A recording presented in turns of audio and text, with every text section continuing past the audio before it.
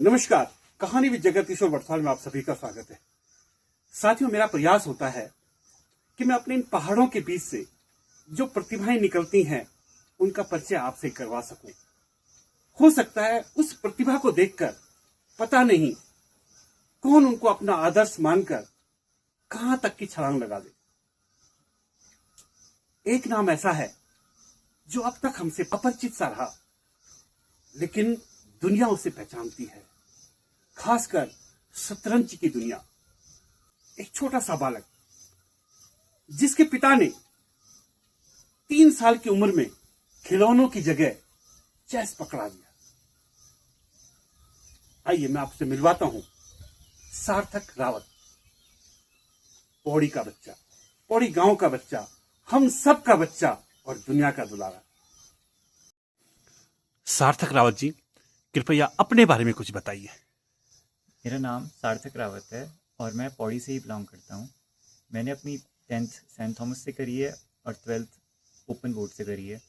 मेरे पिता रविंदर सिंह रावत, जो कि कुछ लोग जानते होंगे, इंटरनेशनल चेस प्लेयर हैं और मैं भी उन्हीं की राह पे चलते हुए एक इंटरनेशनल चेस प्लेयर बना। सार्थक, किस उम्र से खेलना शुरू किया था और तुम्हें खेलते खेलते कितना समय हो गया?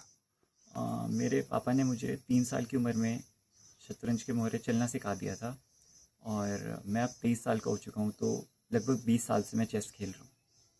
आ, उस उम्र में जब बच्चे पिता से खिलौने मांगते हैं और तुम्हारे पिता ने चेस जैसा दिमाग का जो खेल होता है उसको पकड़ा दिया,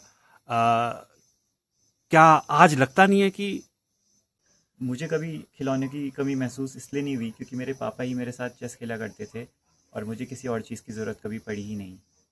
सार्थक, जब तुम स्कूल में पढ़ते थे, यानी जब तुम्हारी पढ़ाई होती थी, होमवर्क भी मिलता रहा होगा। आजकल हम देखते हैं बच्चे रात दिन किताबों में घुसे रहते हैं। तुम किताबों के साथ साथ चेस भी खेला करते थे, कैसे कर पाते थे सब कुछ? जब मैं छोटी क्लासेस में था तब तो ये आसान हुआ करता था क्योंकि पढ़ाई उतनी मुश्किल हुआ नहीं करती थी, तो मुझे टाइम मिल जाता था चेस के लिए भी। पर जैसे जैसे मैं ऊपर के क्लासेस में गया तो धीरे धीरे दोनों चीज़ें मिलके हैंडल करना टफ होती रही। तो फिर मैंने एक हार्ड डिसीजन लिया कि मैंने 10th के बाद अपनी स्कूलिंग ओपन बोर्ड से कंटिन्यू करी है। यानी चेस के लिए समय निकल पाए। हाँ, ताकि चेस के लिए समय निकल पाए क्योंकि दोनों चीज़ें साथ मैनेज नहीं हो पा रही थी। सार्थक, जब तुम अपने पापा के साथ खेलते थे तब तो चलो ठीक था, लेकिन पहली बार जब तुमने पापा से हटकर किसी और के साथ चेस खेला, उसका अनुभव बताओ ना।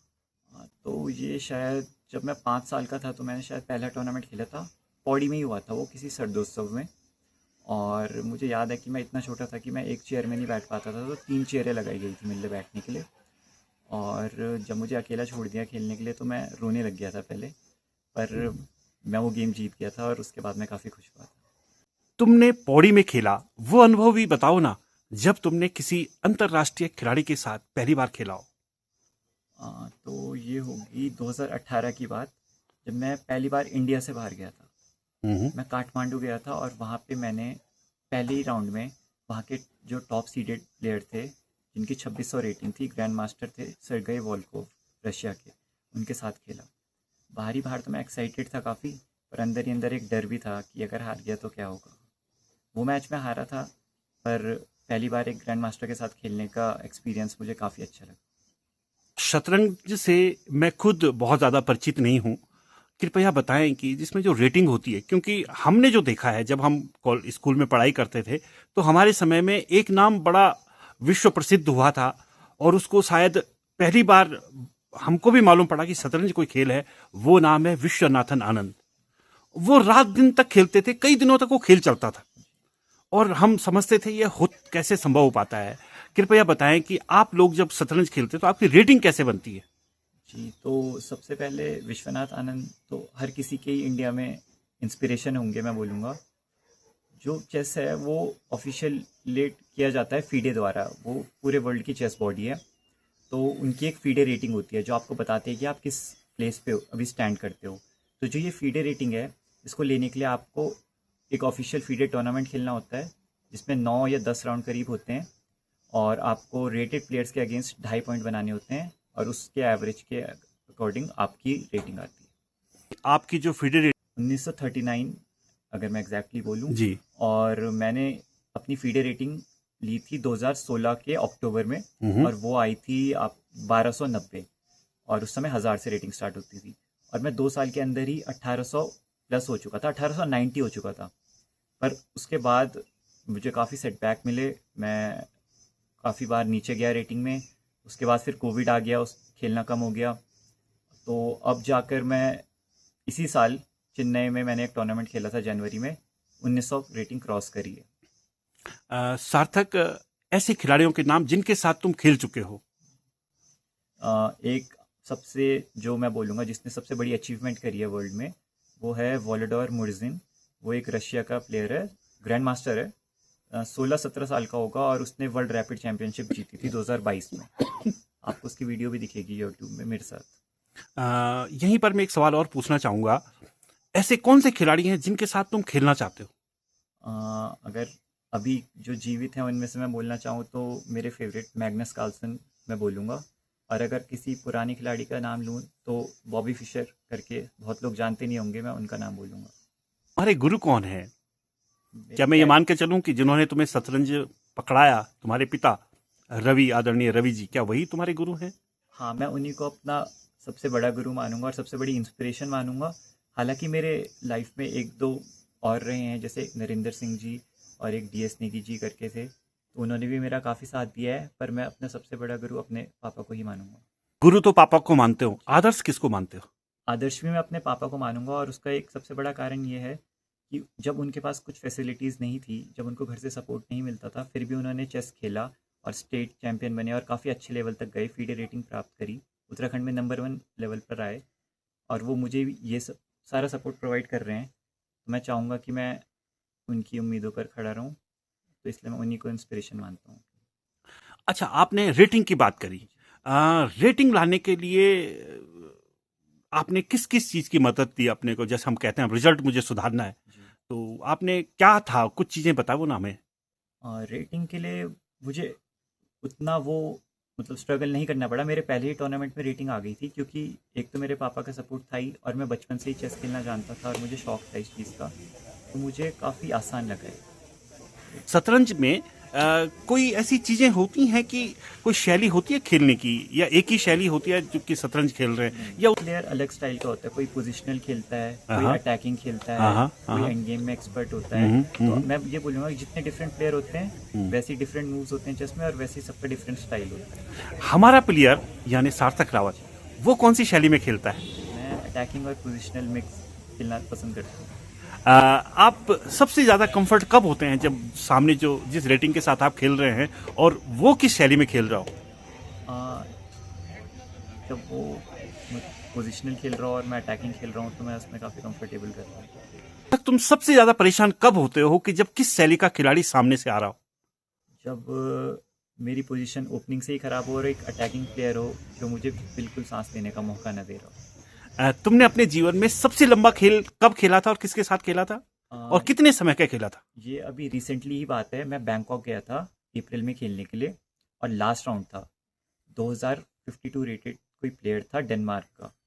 मैं उसमें 2 पॉइंट डाउन था, तो मुझे डिफेंड करना था, और वहाँ का टाइम कंट्रोल कुछ ऐसा था कि 90 मिनट प्लस 30 सेकंड इंक्रीमेंट, और 30 मूव्स बाद आपको 30 मिनट्स और मिलते हैं। तो ये गेम मेरा सबसे लास्ट गेम उस टूर्नामेंट का मेरा ही चला था, और 6.5 घंटे चला। ओह, आप अपने जीवन का सबसे यादगार टूर्नामेंट किसको मानते हैं और किसके साथ मानते हैं? मैं अपना सबसे यादगार टूर्नामेंट इसी साल खेला हुआ चेन्नई वाला टूर्नामेंट मानता हूँ, क्योंकि वो 1900 रेटिंग पार करने के लिए मैंने इतने साल मेहनत करी, पर मैं कर नहीं पा रहा था, और इस साल फाइनली मैं 1900 पार हूँ, तो मुझे बहुत ज़्यादा खुशी हुई 1900 पार करके। सार्थक, सबसे गंदा खेल जिस टूर्नामेंट को आप याद न करना चाहें? गोवा में मैंने एक टूर्नामेंट खेला था 2018 2019 में, तो उसमें मेरी रेटिंग बहुत माइनस हुई थी, बहुत ज़्यादा। उसके बाद मैं काफ़ी निराश हुआ था, तो मैं उसी को अपना सबसे बुरा टूर्नामेंट मानूंगा। हम सुनना चाहेंगे कोई ऐसी घटना जो आप खुद भी बार बार याद करते हैं और आप हमें भी याद करवाना चाहते हैं। एक बार मैं एक ब्लिट्स टूर्नामेंट खेल रहा था। अगर ब्लिट्स आप लोगों को पता ना हो तो उसमें टाइम काफ़ी कम रहता है, 3 मिनट और 2 सेकंड बढ़ते हैं आपके हर मूव पे। तो हमने प्री मूव, जो लोग चेस खेलते होंगे ऑनलाइन उन्हें पता होगा कि पहले ही आप अपने मोहरे चल सकते हो, तो वो एक बंदे ने मेरे साथ बोर्ड में ही कर दिया था, और उसको खेलने के बाद हम दोनों ही हंसने लग गए थे। कोई ऐसा क्षण जो आप हमारे साथ भी शेयर कर सके, और जब आप रिलैक्स मूड में रहते हैं या घर में रहते हैं तब आपको वो खेल का वो क्षण याद आता हो। जब 2016 में मैंने पहला टूर्नामेंट खेला था अपना, और मेरे 9 में से 5.5 पॉइंट बने थे, मुझे याद है। तो मुझे काफ़ी खुशी हुई थी कि मैंने बिना किसी मतलब प्रॉपर कोचिंग के, बिना किसी ज़्यादा तैयारी के, एक फीडे रेटिंग जो 1298 आई थी, काफ़ी अच्छी मानेंगे उसे, क्योंकि 1000 से स्टार्ट होती थी, वो मैंने प्राप्त कर लिया था बिना किसी प्रॉपर ट्रेनिंग के। तो मुझे काफ़ी खुशी हुई थी ये सोचकर, अभी भी होती है कि मेरे पे वो टैलेंट था। कोई ऐसा व्यक्ति जिसने आपको सबसे बेहतरीन शाबाशी दी हो। काफ़ी मैंने सीनियर प्लेयर्स के साथ भी खेला हुआ है, और एक 2200 रेटेड प्लेयर थे, तो उन्होंने मुझे मेरे गेम की काफ़ी तारीफ़ करी थी। वो गेम मैं हारा था, पर मुझे काफ़ी खुशी हुई थी उसके बाद, और मुझे काफ़ी मोटिवेशन मिली थी आगे अच्छा करने की, और फिर मैंने उस टूर्नामेंट में काफ़ी अच्छा करा था। सार्थक, अभी तक तुमने क्या क्या पाया है? मैंने सबसे पहले तो मैं बोलूँगा कि मेरी जो 1939 रेटिंग है, वो उसके लिए मैं काफ़ी प्राउड हूँ। और मैं 2 बार लगातार उत्तराखंड स्टेट का ओपन चैम्पियन हूँ, और काफ़ी बार अंडर एज कैटेगरीज़ का चैम्पियन हूँ। उसके अलावा मैंने काफ़ी नेशनल टूर्नामेंट्स खेले हैं, इंटरनेशनल भी अभी खेले हैं, अभी और खेलूँगा। और पूरे इंडिया को मैंने घूम लिया है, ये मैं बोलूँगा कि मैंने सबसे बड़ी अचीवमेंट करी है चेस खेल के। लक्ष्य क्या है? लक्ष्य मेरा ये है कि मैं ग्रैंड मास्टर बनूँ और पौड़ी का नाम रोशन करूँ आगे जाके। ग्रैंड मास्टर कितनी रेटिंग में बनते हैं? ये 2500 रेटिंग में बनते हैं, और इसके लिए आपको 3 ग्रैंड मास्टर नॉर्म्स भी लेने पड़ते हैं। चलिए, आपने हमको समय दिया, आपने अपने इस यात्रा के बारे में हमें बहुत कुछ बताया, शतरंज से हमारा परिचय भी कराया, और हम उम्मीद करते हैं, हम बद्री केदार से प्रार्थना करते हैं कि आप बहुत जल्द हमारे इन पहाड़ों के पहले ग्रैंड मास्टर हों। आपको बहुत बहुत धन्यवाद और शुभकामनाएं। थैंक यू मुझे इनवाइट करने के लिए, और मैं थैंक करना चाहूँगा राजेंद्र बंगारी अंकल का, डॉक्टर अंकित का, और बाकी जितने भी लोग चेस को प्रमोट कर रहे हैं, आपका, जो आप ये सब कवर कर रहे हो और चेस को और लोगों तक पहुँचा रहे हो।